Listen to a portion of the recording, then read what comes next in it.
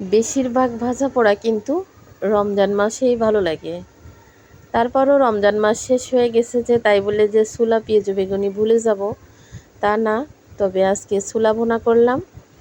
ছোলা ভুনা করে পাশে বোনের বাসায় নিয়ে গেলাম, কারণ ওর বাসায় গেলে কিন্তু ও কিছু না কিছু নাস্তা রেডি করে। তো ও অসুস্থ যেহেতু, তো ভাবলাম আজকে আমি ছোলা রান্না করে নিয়ে যাই। তো ছোলা রান্না করে আমি নিয়ে গেলাম। ওইখানে গিয়ে সবাই বসে এক জায়গায় মুড়ি মাখাই খেলাম। তো আসলে সবার সাথে খাওয়ার মজাটাই কিন্তু অন্যরকম, অল্প খেলেও কিন্তু শান্তি আছে ওইখানে।